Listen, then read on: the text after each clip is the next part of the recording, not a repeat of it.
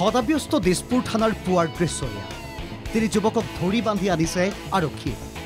সংবাদ মাধ্যমৰ কেমেৰা ব্যস্ত তিনি যুৱকৰ ভিজুৱেল লোৱা কেমেৰাত বন্দী হোৱা ভিজুৱেলটো অলপ ক্লোজ কৰি দেখুৱাইছো তিনি যুৱকৰ কাষে কাষে আহিছে এগৰাকী যুৱতীগৰাকীয়ে কি কৰিছে চাওক তিনি যুৱকৰ এজনৰ যুৱতীগৰাকীয়ে হাতত থকা বেগটোৰে মুখ ঢকাৰ চেষ্টা অনুপধ্যে যুৱতীগৰাকীয়ে কেমেৰাত বন্দী কৰিব নিদিয়ে যুৱকজনৰ মুখমণ্ডল এতিয়া আপোনালোকক দিব বিচাৰিছো তিনি যুৱকৰ পৰিচয়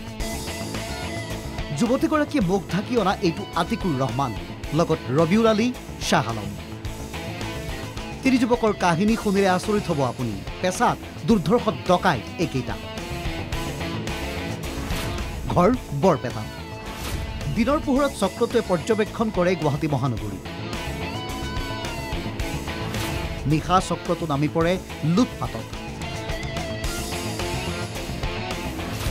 ডকাইতি কাণ্ড সংঘটিত কৰি অন্তৰ্ধান হয় চক্ৰটো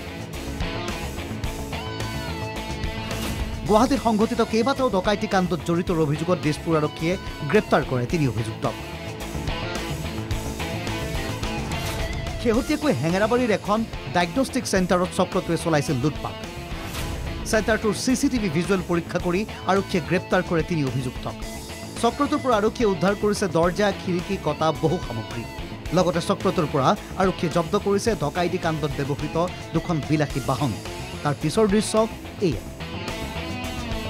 বাকী যিয়েই নহওক প্ৰেম কিন্তু মানিব লাগিব ভিডিঅ' জাৰ্নেলিষ্ট সঞ্জয় ৰয়ৰ সহযোগত গুৱাহাটীৰ পৰা বিনয় কলিতাৰ ৰিপৰ্ট NKTV+।